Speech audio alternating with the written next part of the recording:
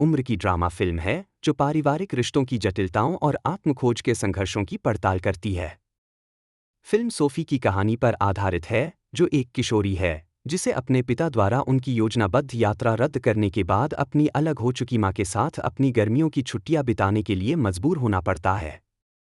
Film Sophie से शुरू होती है, जो अपनी गर्मियों की छुट्टियों के लिए उत्साहित है, लेकिन यह उत्साह कुछ ही समय के लिए रहता है जब उसके पिता उनकी योजनाबद्ध यात्रा रद्द कर देते हैं और उसे बताते हैं वह अपनी मां जैकी के साथ गर्मियां बिताएगी। सोफी अपनी मां के प्रति नाराज और क्रोधित है, जिसने सोफी के बचपन में परिवार छोड़ दिया था और तब से ही दूर है। सोफी की मां एक सफल लेखिका है और अपने काम में व्यस्त रहती है, जो सोफी के त्याग की भावनाओं को और बढ़ा देती है। उसके आने पर सोफी अपनी मां को अपने साथी करेन के साथ एक आलीशान समुद्र तट के घर में रहती हुई पाती है। करेन एक दयालु और समझदार महिला है जो सोफी पर एक सकारात्मक प्रभाव डालती है और उसे अपनी मां को एक अलग नजरिए से देखने में मदद करती है। जैसे जैसे मियाँ आगे बढ़ती हैं, सोफी अपनी मां के अतीत और परिवार छोड़ने के कारणों के बारे में और अधिक जानना शुरू करती है। जैकी मानसिक स्वास्थ्य के साथ अपने संघर्षों के बारे में सोफिया को बताती है और कैसे उसने खुद की और अपनी भलाई की देखभाल करने के लिए परिवार को छोड़ दिया। सोफी अपनी मां की साथी करेन नामक एक दयालु और समझदार महिला के साथ समय बिताना शुरू करती है,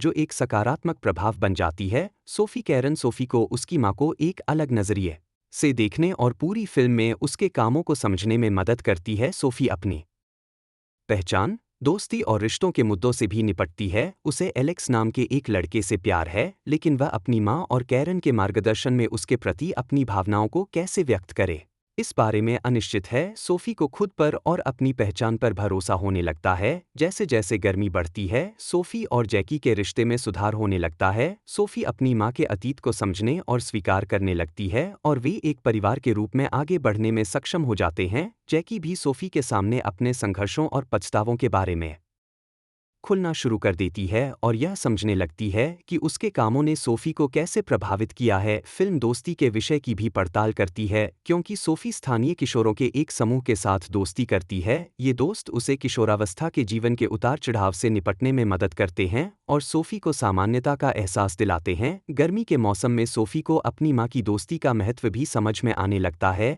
क्योंकि करीन और जैकी के दोस्त उसे ऐसा सहयोग और समझ देते हैं जो सोफी ने पहले कभी अनुभव नहीं किया था।